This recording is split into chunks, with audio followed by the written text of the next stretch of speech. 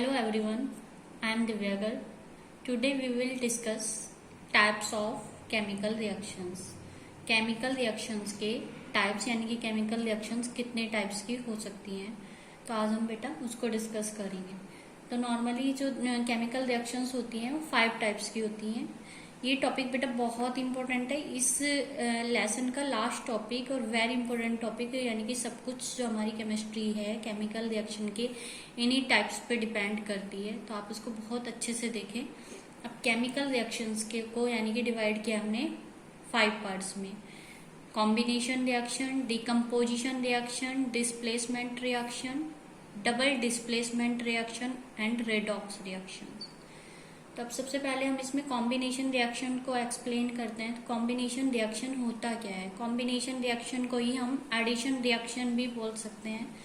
तो बेटा कॉम्बिनेशन या एडिशन नाम से ही क्लियर हो रहा है कि एडिशन ऐड हो रहा है, यानी कि इसका मतलब कुछ भी चीज जब ऐड हो जाती है तो उसको क्या कहते हैं?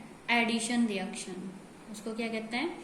Addition reaction. जैसे कि सपोज करो मैं एक एग्जाम्पल, इसमें जो मेन पॉइंट्स होते हैं वो क्या होते हैं बेटा? एक तो रिएक्टेंट 1 हो या मोर देन 1 हो, वो पार्टिसिपेट करेंगी, लेकिन जब प्रोडक्ट बनेगा तो सिर्फ प्रोडक्ट एक ही गेन होगा। जैसे कि हमने यहाँ एग्जाम्पल लिया हुआ है formation of carbon dioxide. Carbon dioxide gas को फॉर्म कर रहे हैं, तो इसकी फॉर्मेशन में हमें पता है कि कार्बन पार्टिसिपेट करता है as a reactant and oxygen gas participate करती है एज ए रिएक्टेंट। तो ये यानी कि मोर देन 1 रिएक्टेंट हो गए, तो ये रिएक्टेंट आपस में कंबाइंड होंगे और सिर्फ प्रोडक्ट एक ही बनाएंगे। कॉम्बिनेशन होने के बाद जो प्रोडक्ट बनेगा वो एक ही बनेगा, रिएक्टेंट 1 हो या मोर देन 1 हो, एक से ज्यादा कितने भी हो। तो उसको क्या कहते हैं हम बेटा? कॉम्बिनेशन रिएक्शंस या एडिशन रिएक्शंस, यानी कि इसमें दोनों रिएक्टेंट कंबाइंड हुए और यहाँ पे इन्होंने कार्बन डाइऑक्साइड को फॉर्म कर दिया है, जिसको क्या कहेंगे? प्रोडक्ट, और ये हमारे क्या हुए? रिएक्टेंट। ऐसे ही फिर इसके काफी सारे एग्जाम्पल्स लेंगे, अभी थोड़ा सा एक एक एग्जाम्पल से एक्सप्लेन कर लेते हैं।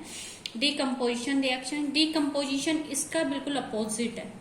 डिकम्पोजिशन रिएक्शन का मतलब वहां पे दो आपस में ऐड होके एक सिंगल कंपाउंड बना रहे थे, यहाँ पे एक कंपाउंड ब्रेक होके एक से ज्यादा प्रोडक्ट में ब्रेक हो जाएगा, एक से ज्यादा प्रोडक्ट देगा। वहां बाउंडेशन थी एक ही प्रोडक्ट बनेगा, यहाँ पे बाउंडेशन है कि एक ही प्रोडक्ट डिकम्पोज होगा।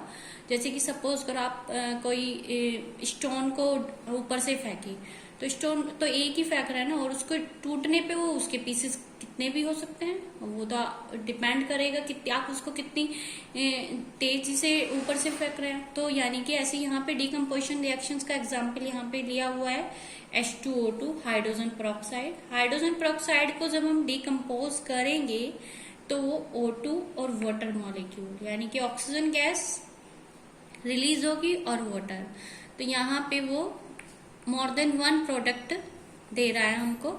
तो यहाँ पे डिकम्पोजिशन रिएक्शन में यानी कि कोई एक सिंगल प्रोडक्ट डिकम्पोज हो गया बेटा। ये डिकम्पोजिशन, अब आप सपोज करो आप किसी पत्थर को, किसी स्टोन को ही तोड़ रहे हैं, तो आप बिना फोर्स के तो उसको नहीं ब्रेक कर सकते ना, तो आप उस पर एनर्जी लगा रहे हैं। तो अब यहाँ से एक पॉइंट और क्लियर हो रहा है कि 2 पॉइंट्स हमने लास्ट वीडियो में भी डिस्कस किए थे, एक्सोथर्मिक एंड एंडोथर्मिक।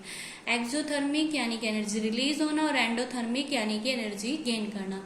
जैसे कि आपने मैंने डेली लाइफ का एग्जांपल बताया था, आप सुबह ब्रेकफास्ट करते हैं, लंच करते हैं, डिनर करते हैं, तो वो सब आप एनर्जी ले रहे हैं, तो कौन सी रिएक्शन हुई? एक्सोथर्मिक। लेकिन आप फिर उसके बाद दिन में कोई भी काम कर रहे हैं, सपोज करो लेटे भी हैं, तो भी आपकी एनर्जी रिलीज हो रही है, आपकी एनर्जी यूज हो रही है, या पढ़ रहे हैं या चल रहे हैं, कोई भी वर्क जो भी आप अपनी डेली लाइफ का कर रहे हैं, तो उसमें आपकी एनर्जी रिलीज हो रही है, तो वो हमारी कौन सी रिएक्शन हुई? एक्सोथर्मिक। और जो आपने एनर्जी, सॉरी शायद मैंने गलत बोल दिया, जो आप सुबह ब्रेकफास्ट करके एनर्जी ले रहे हैं वो कौन सी रिएक्शन हुई? एंडोथर्मिक। तो यहाँ पे आप इसको H2O2 को ब्रेक करने के लिए उसे एनर्जी देंगे। अब इस एनर्जी को हम 3 फॉर्म में दे सकते हैं, फोटोकेमिकल, इसलिए डिकम्पोजिशन रिएक्शन को फिर फर्दर डिवाइड कर देंगे 3 पार्ट्स में। फोटोकेमिकल, सनलाइट, फोटोकेमिकल यानी कि सनलाइट की प्रेजेंस में हम उसको हीट दे रहे हैं, या फिर हीटिंग इफेक्ट, हीट गर्म करके आप, जैसे कि लैब में आप बर्नर के द्वारा किसी भी रिएक्टेंट को गर्म करके रिएक्शंस कराते हैं, तो हीट के द्वारा, या फिर उसको इलेक्ट्रिकल एनर्जी देके डिकम्पोज करते हैं।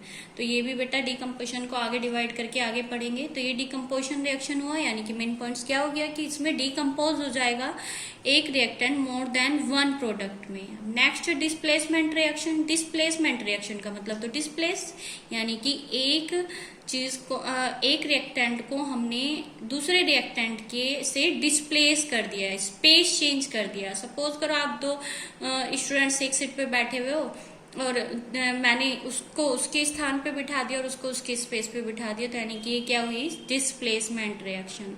अब डिस्प्लेसमेंट रिएक्शन को फिर दो पार्ट में डिवाइड कर सकते हैं, सिंगल डिस्प्लेसमेंट और डबल डिस्प्लेसमेंट रिएक्शन। डिस्प्लेस, अगर जैसे यहाँ पे इस एग्जांपल में आप लेते हैं Zn और CuCl2, जिंक और कॉपर क्लोराइड की रिएक्शन हो रही है, तो यहाँ पे ये single reactant zinc more reactive है देन कॉपर, तो जिंक कॉपर को डिस्प्लेस करेगा और यहाँ पे सॉल्यूशन कॉपर क्लोराइड की बजाय किसका बनाएगा, जिंक क्लोराइड का, और प्लस क्या रिलीज कर देगा, Cu।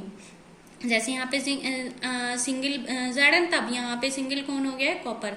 बट बेटा ये इस पॉइंट, इस डिस्प्लेसमेंट रिएक्शन में वही पॉइंट आपको मेन ध्यान रखना होगा जो आपने ECS 9th क्लास में पढ़ा था, इलेक्ट्रोकेमिकल सीरीज, यानी कि मोर रिएक्टिव एलिमेंट ही लेस रिएक्टिव एलिमेंट को डिस्प्लेस कर सकता है। अगर मैं कोई बंदा पहले से चेयर पे बैठा हुआ है तो उसे आपको चेयर से उठा के खुद बैठने पे तभी बैठ सकते हो जब आप उससे ज्यादा एनर्जी रखते हो, उससे ज्यादा स्ट्रोंग हो, अदरवाइज वो ही आपको डिस्प्लेस कर देगा वहां से।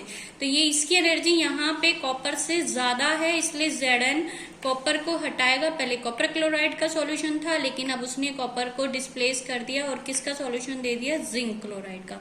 लेकिन बेटा यहाँ आप देख रहे हैं कि सिर्फ एक ही एलिमेंट डिस्प्लेस हो रहा है, दोनों एलिमेंट डिस्प्लेस नहीं हो रहे हैं, तो इसलिए सिंगल डिस्प्लेसमेंट रिएक्शन हुआ। सेकेंड एग्जाम्पल अगर हम देखें, potassium iodide react with lead nitrate. Lead nitrate यानी कि यहाँ लेड पॉजिटिव है, नाइट्रेट नेगेटिव है, यहाँ पे के यानी कि पोटेशियम पॉजिटिव और आयोडाइड नेगेटिव है। तो यहाँ पे देखो दोनों डिस्प्लेस होंगे। अब देखो यहाँ पे के NO3 के साथ रिएक्शन करके KNO3 बना रहा है, और ये PB लेड यानी कि I के साथ रिएक्शन करके PbI2 बना रहा है। अब ये KNO3 क्यों बना, या ये KNO3 का होल ट्वाइस क्यों नहीं हुआ, ये आपको 9th क्लास में आप देख चुके हैं कि जो केमिकल फार्मूला होता है, फॉर्म होता है, वो वैलेंसी की फॉर्म में ही कंपाउंड बनता है, जब उसमें आपने पढ़ा था कि वैलेंसी एक्सचेंज होती हैं। तो यहाँ पे दोनों रिएक्टेंट डिस्प्लेस हो रहे हैं, तो इसलिए इसको क्या कहेंगे बेटा हम, डबल डिस्प्लेसमेंट रिएक्शन। तो ये सिंगल डिस्प्लेसमेंट रिएक्शन, ये double displacement reaction. After that redox reaction. Redox reaction, यहाँ पे रेडॉक्स रिएक्शन यानी कि नॉर्मली आप अभी थोड़ा सा ऊपर से देख लेते हैं कि रेडॉक्स रिएक्शन यानी कि जैसे आप चिप्स वगैरह के पैकेट लाते हैं, तो अगर उसमें क्या होता है, कोई एयर अंदर जो है कोई गैस भरी हुई होती है, क्यों ऐसा क्यों होता है, या फिर आपने देखा होगा कि खाने की किसी चीज का खराब हो जाना, तो वो ऑक्सीडेशन या रिडक्शन, रेडॉक्स रिएक्शन का मीन्स है ये ऑक्सीडेशन या रिडक्शन रिएक्शन का होना।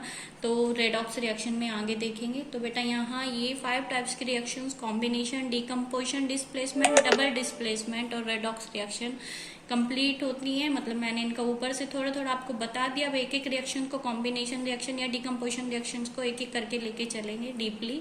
इसकी कुछ एक्टिविटी आपकी एनसीईआरटी में दी हुई है, एक्टिविटी को भी लेके चलेंगे, क्योंकि 10th में क्वेश्चन ऐसे बनता है कि किसी भी एक्टिविटी में क्वेश्चन पूछ लिया जाता है कि बताओ ये एक्सोथर्मिक रिएक्शन है या एंडोथर्मिक। जैसे कि सपोज करो यहीं पे मैं आपको एग्जांपल दूं, फोटोसिंथेसिस एक्सोथर्मिक है या एंडोथर्मिक है, या फिर मैग्नीशियम रिबन को बर्न करना, मैग्नीशियम रिबन को बर्न करने से आपको क्या गेन हो रहा है, वो एडिशन रिएक्शन है या डिस्प्लेसमेंट रिएक्शन है। तो ऐसे क्वेश्चन बनेंगे। तो इसके लिए आपको इस टॉपिक को डीपली पढ़ना होगा, तभी आप क्वेश्चन को कर पाएंगे। Okay, thank you, have a nice day.